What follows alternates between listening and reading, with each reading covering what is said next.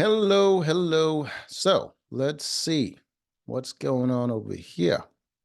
Says here, when did humans first start wearing clothes? I'd imagine when it start getting cold. All right. Ooh, damn. People had no neck back in the day. Necks was a privilege. Only the rich had necks. Wow. Damn. People were struggling back then, man. Living in caves, carrying around big sticks, having to fornicate with wildebeest. The naked human is a vulnerable creature, lacking the fur of our mammalian ancestors and relatives. We have bare skin that offers little defense against the sun's brutal rays or wind's biting chill. So instead, we have had to invent a technology to replace our long lost fur: portable thermal protection. As archaeologist Ian Gilligan calls it, or more simply, clothing. He should have just said that from the beginning. Without clothing, humans would never have reached all 7 continents. Makes sense. I mean, you would reach it, but you wouldn't have gotten very far. This technological breakthrough allow our ancestors to live in the Siberia. There it is. I don't know why anyone wants to live there, but we are allowed to do it because of clothes. During the heights of the Ice Age, and to cross the frigid Bering Sea to the Americas some 20,000 years ago. But no clothing survives from this period.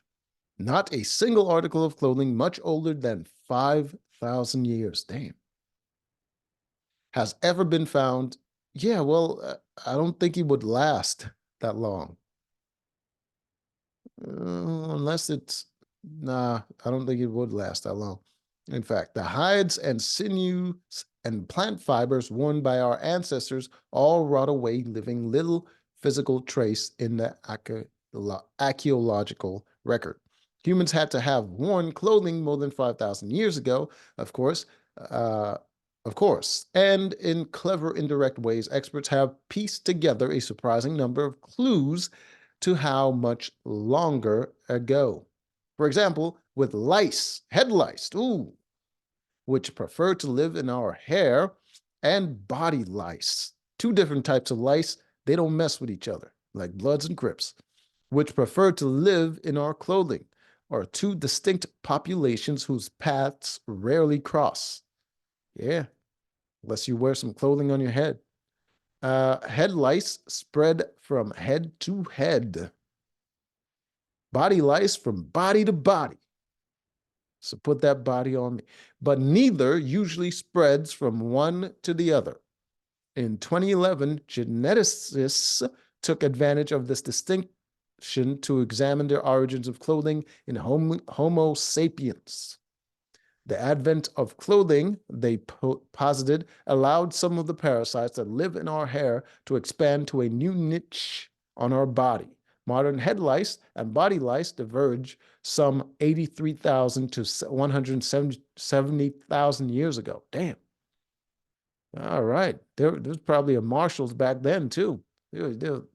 They got all kinds of clothing choices, all just looking like just trash, pure trash bags. Based on differences in their DNA, the invention of clothing by modern humans, according to lice DNA at least, could have occurred no later than those dates.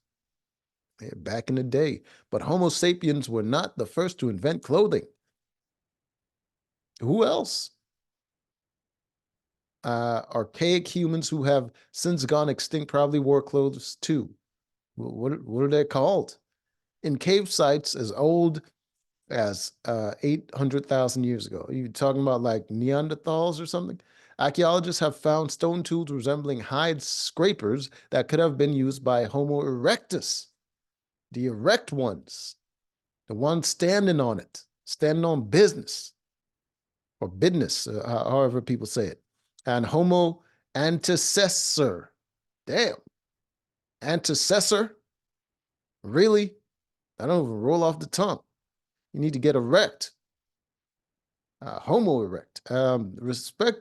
Respectively, so soften and prepare animal skins for clothing. To soften and okay. About 300,000 years ago, another archaic human species left behind similar scrapers in what is now Germany, along with bear bones, featuring cut marks that suggest that the animals might have been skinned for their fur.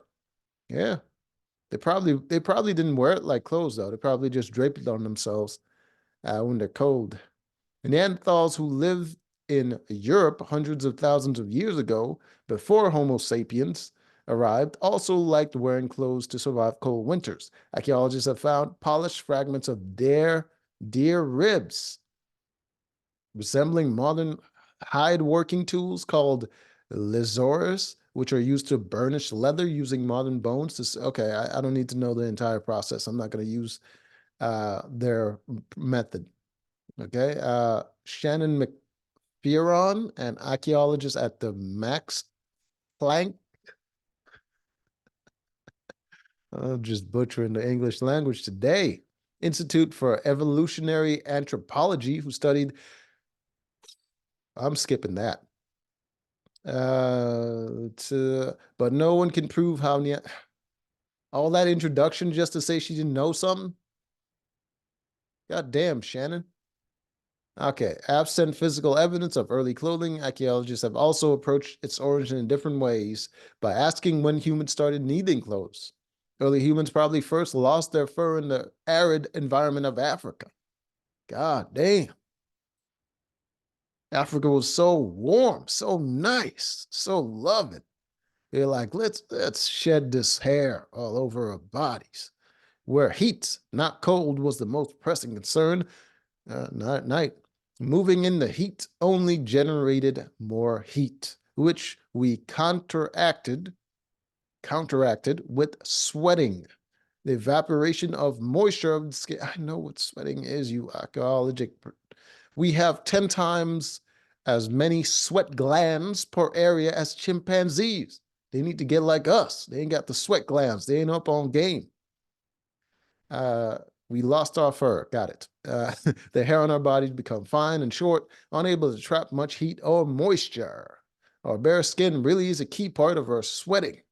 Yeah, we sweating. Pop the molly and sweat.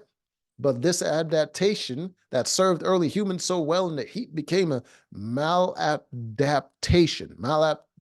Damn it. Maladaptation. There it is. In Europe during the Ice Age. Ice Age messed everything up, which ended only about 10,000 years ago, blah, blah, blah. Gilligan draws a distinct, what is this? Gilligan draws, who the hell is Gilligan? Oh, right. The first guy draws the key distinction between simple and draped clothing and complex. This whole thing just went on for. All right. As the Ice Age receded, blah, blah, blah. Ultimately, used 100,000. AK, what is this? But clothing had by then taken social significance. Humans in need of cooler clothing turned to lighter material made of woven fibers, aka clothes. Okay. So they ain't wearing leaves anymore. He argues that this demand for clothing fibers ultimately helped push humanity towards agriculture. Yeah. This and cotton picking. This argument is provocative, though unproven, but all climate and clothing are indeed intimately linked in their long history. For his part, Gilligan told me he doesn't really care about the modern stuff. Yeah, well, that's why he's an archaeologist. I dread having to shop for clothes. I tend to wear them until they fall apart. That's crazy. Fall apart? Like off your body? You lost your mind.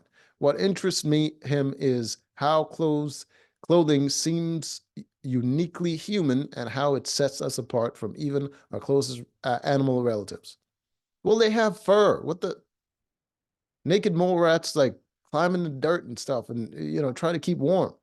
So other animals have ways to combat the heat that we don't. So they didn't have a need, hence why they don't have clothes. But yes, it is uniquely human. And so is the sweat glands. They need to get up on game. Until next time.